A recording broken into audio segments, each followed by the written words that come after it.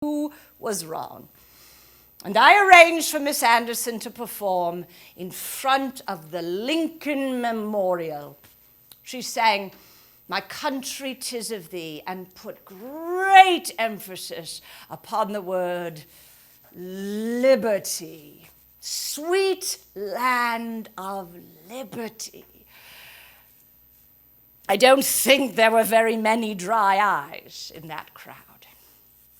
But no, this is not a good way to earn universal applause. There was a conviction on the part of many FBI officials that my support for racial equality was a threat to American society and values. I thought America's racism a threat to the fight against communism and fascism. Let's see, do we need more to drink? Perhaps we need some more hot water? You might prefer something stronger to drink, but I must tell you, I keep no strong drink in my house. Alcohol affected too many people in my family. My father died of alcohol, and my brother Hall as well. The whole idea of people being out of control makes me terribly uncomfortable. But Franklin loved his cocktail hour. He always loved good gossip and a good joke.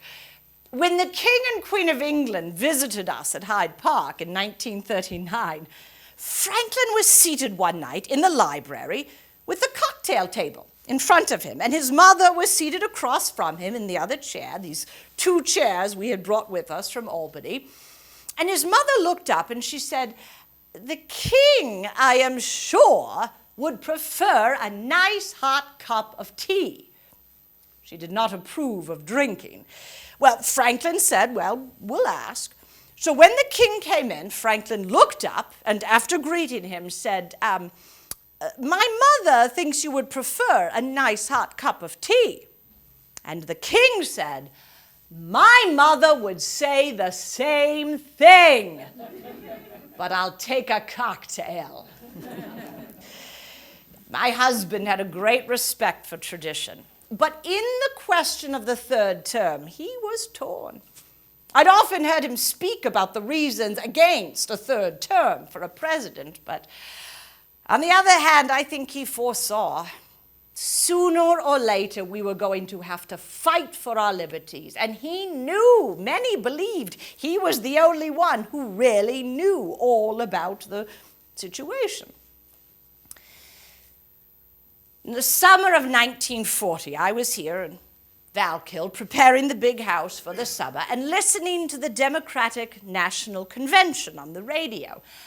And with the world at war, the delegates had nominated Franklin for an unprecedented third term as president.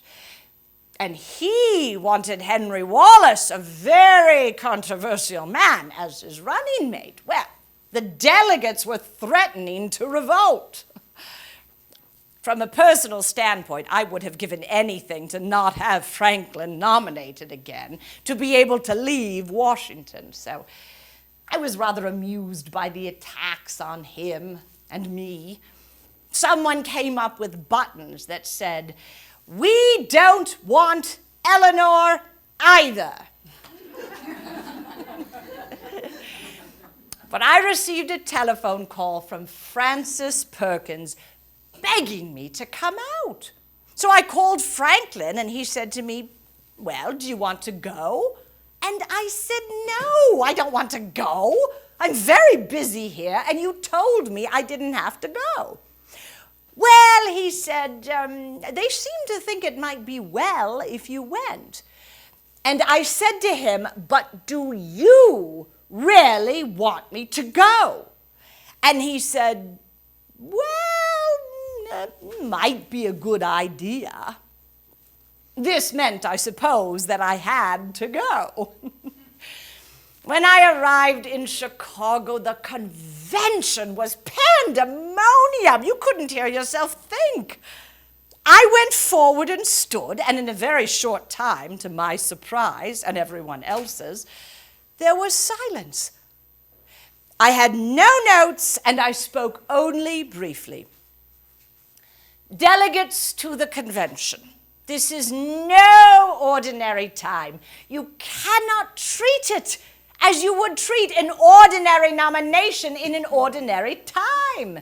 No man who is president can carry the situation without the help and support of people he trusts. This is no time to consider anything except what is best for our nation as a whole. There was so much applause, and they agreed to Franklin's choice for vice president.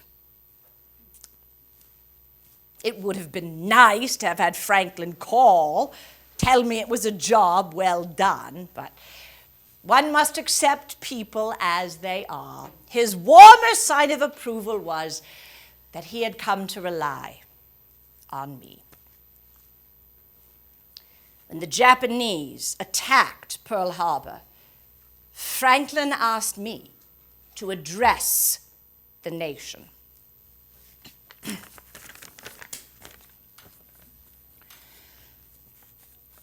Good evening, ladies and gentlemen. I am speaking to you tonight at a very serious moment in our history. Army and Navy officials have been with the president all afternoon. For months now, the knowledge that something of this kind could happen has been hanging over our heads, but it seemed impossible to believe. That is all over now, and there is no more uncertainty. We know what we have to face, and we know we are ready to face it. Whatever is asked of us, I am sure we can achieve it. We are the free and unconquerable people of the United States of America.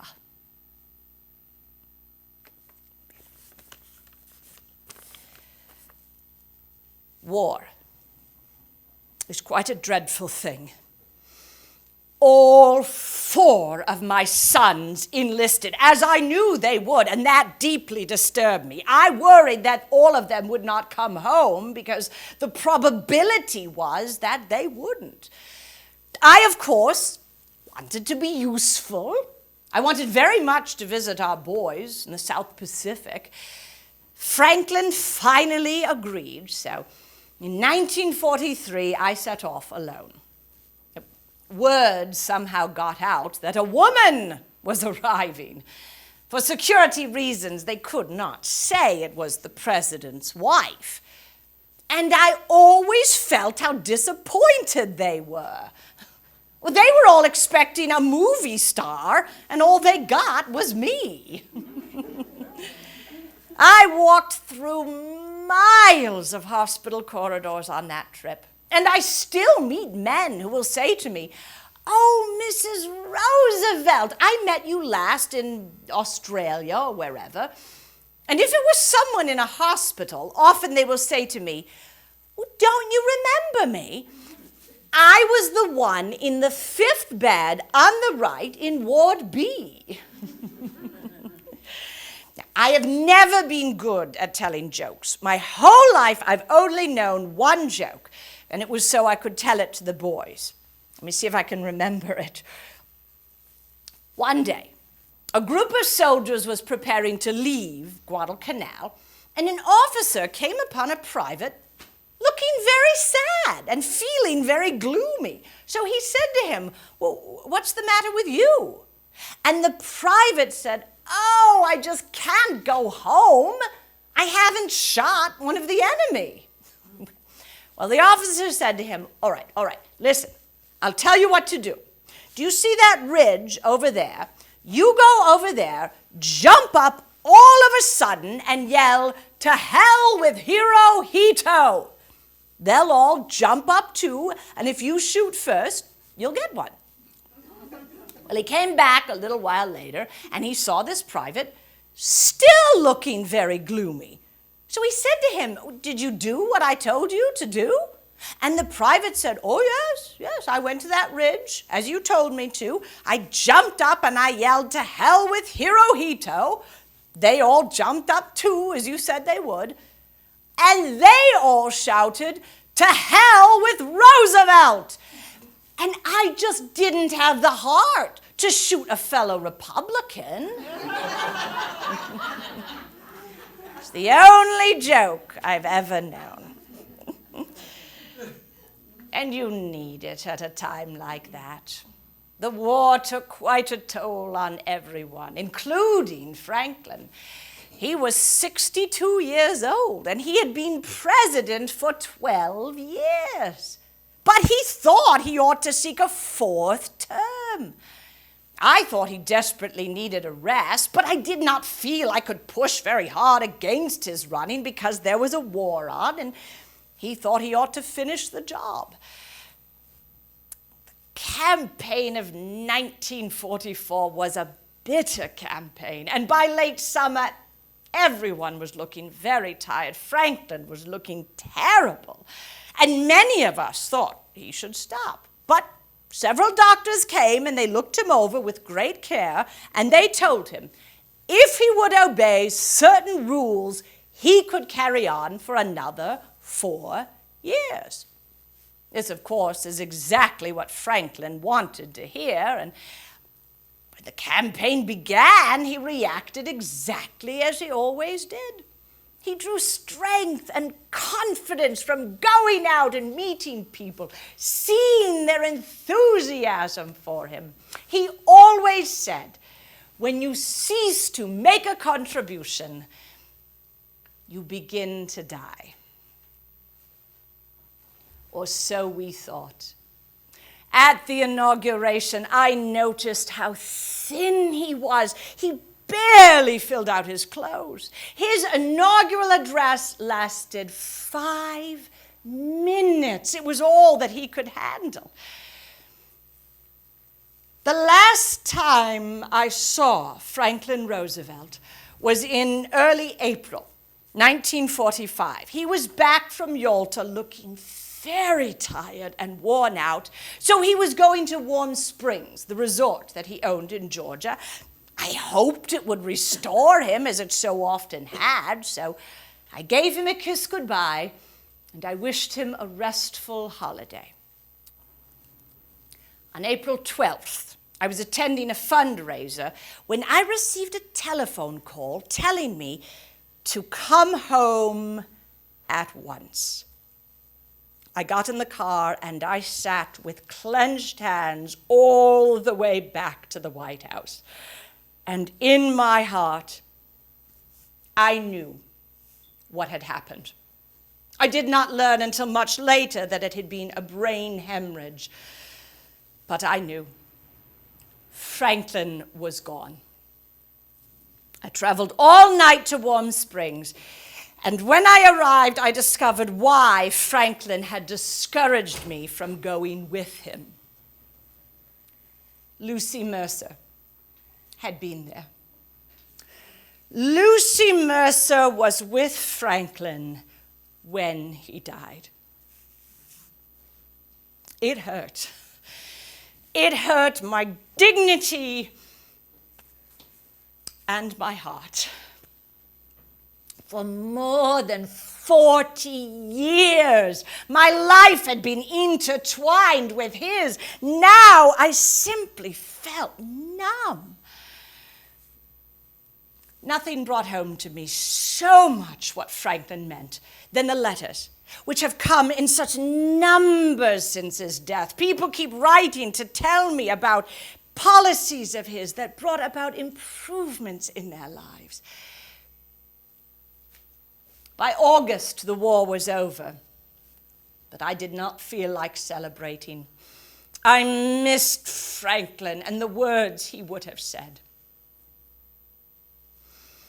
All human beings have failings.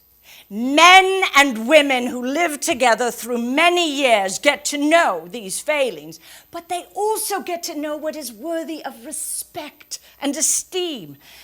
And if, at the very end, one can say, this person used to the limits the powers that God gave him, then that life has been well lived, and there are no regrets. Franklin once gave me a poem. He told me it reminded him of me. It goes, war I do abhor, and yet how sweet the sound along the marching street of fife and drum, and I forget broken old mothers and the whole dark butchering without a soul.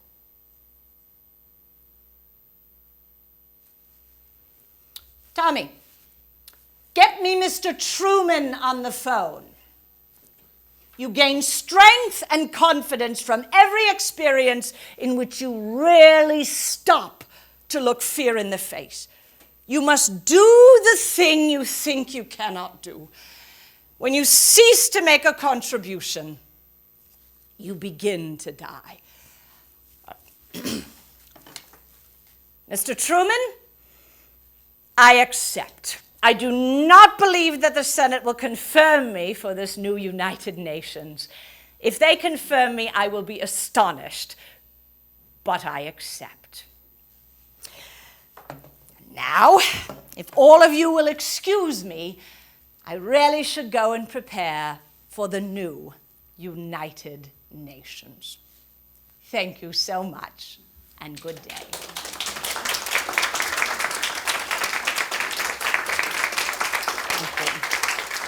Thank you. So, thank you. Can I answer any questions?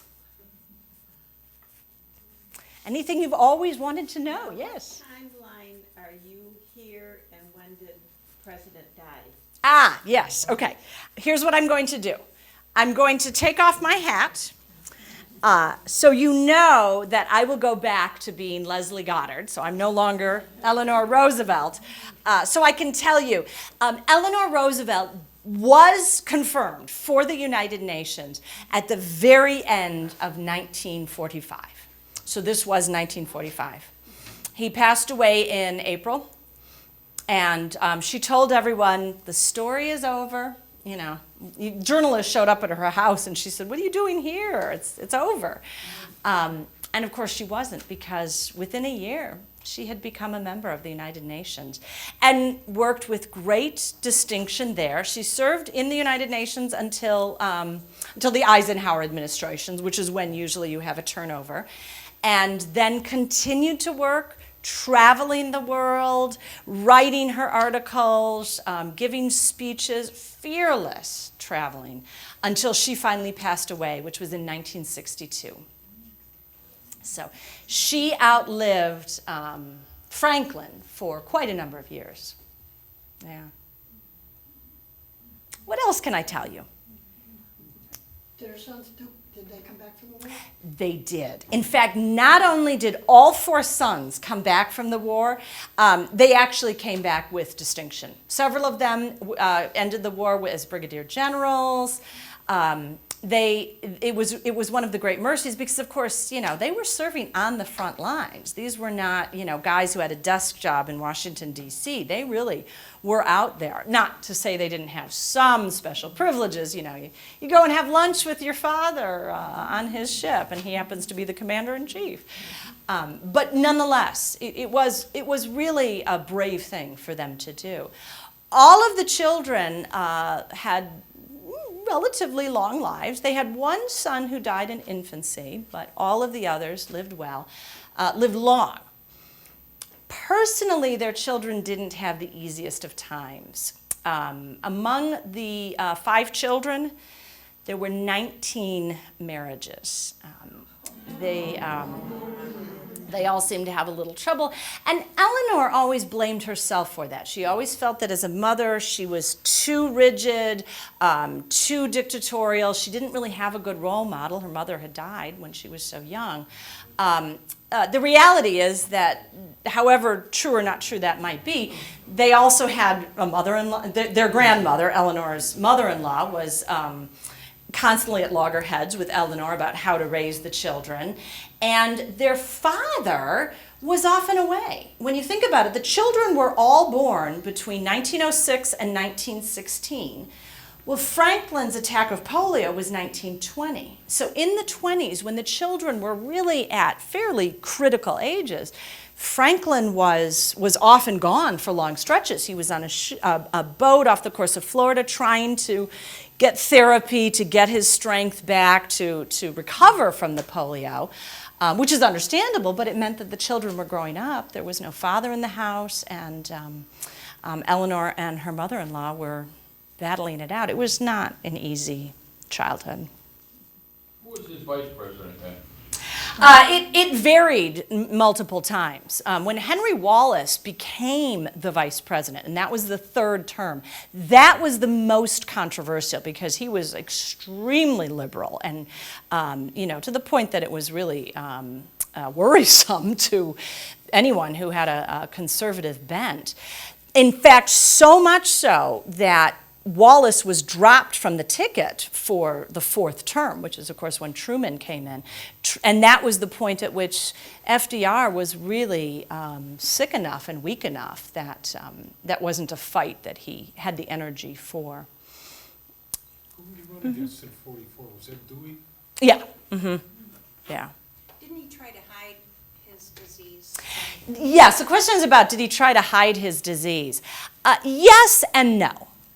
It is very, very true that steps were taken to make sure that the extent of his polio was not apparent. They would do things like, you never saw him in a wheelchair. There are thousands of photographs of him at the Roosevelt Library, which is in Hyde Park, New York, but I believe there are 2 that show him in a wheelchair. More typically, he would be moved into a room and he would get into a chair before. So if you were having dinner at the White House, you would come into the state dining room and he would already be seated in just a regular chair, or he'd be in the Blue Room or wherever. He could not support the weight of his body on his legs, but he often stood, and if you look at photographs, you'll see he's usually supported like on a railing or something sturdy, and often on a person. Often it was his son James. He could stand that way, and he could sort of maneuver his body, but he wasn't really walking. Most Americans knew that he had had polio and knew that he had suffered effects of it. What they didn't realize was that it still affected him as much as it did. Most of the time he was presented as someone who had had polio and had overcome it, which he had, kind of. They took great steps to make sure the extent of it. In fact, he met people and they would say, I didn't realize that, he couldn't even stand, he couldn't even walk. But of course, at the time, that would have been the end of a career. And there was a great deal of concern, well, someone who is physically disabled, I'm sure it affected their brain, right? Today we don't tend to think that way, but there was a perception that, and it was something that you hid away if there was someone in your family disabled. And here's the thing that makes me sad. He is a great role model for anyone in a wheelchair, anyone with mobility challenges, and how much more so could he be if the full extent of it wasn't hidden. And that's not to say he was wrong. It was absolutely the right thing to do to sustain his political career. But it came at the cost, perhaps, of being at that time period and having to hide it. Sorry, that was my long-winded answer. But it's true. Other things. There's a statue of Roosevelt, of FDR, in a wheelchair, and someone was saying that's completely inappropriate because he never would have been seen that way, which is true. But aren't statues made for people today. You know, they're created for viewers of this time period, and that's something that, you know, today we really honor. Or I think we should. Anything else? Well, if anyone is interested, there's a couple books I would recommend. My favorite biography of Eleanor Roosevelt is the book by Doris Kearns Goodwin that's called No Ordinary Time. It's a big book, but it's brilliant. Have you read it? No, but I know her. Yeah, she's such a good writer. It's really a portrait of the Roosevelt White House, although it covers their lives, both of their lives in full. It's a really very readable, very well-researched book.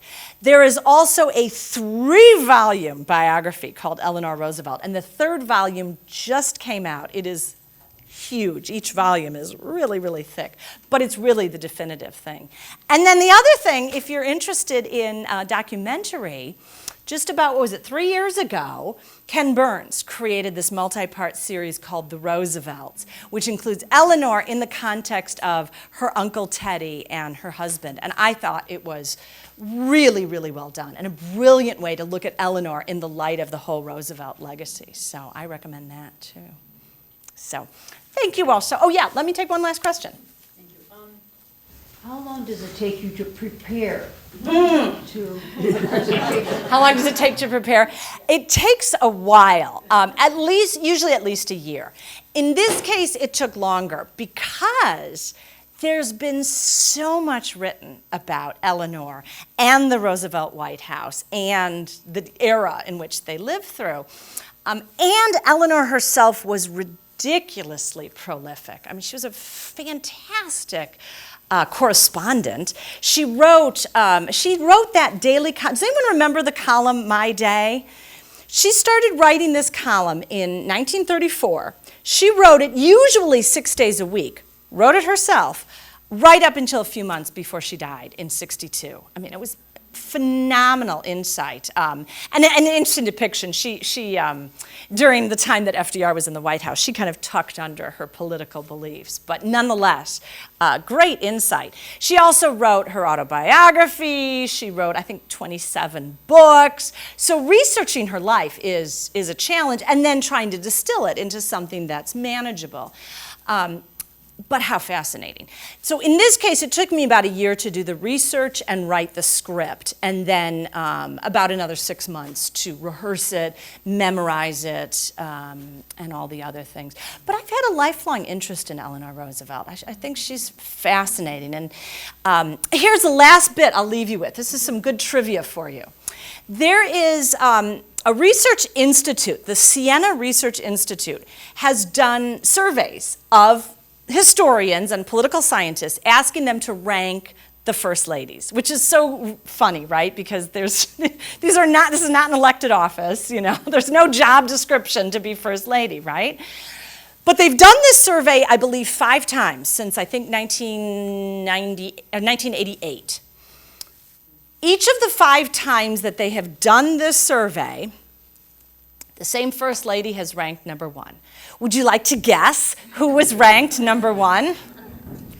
Eleanor Roosevelt, number 1, all 5 times.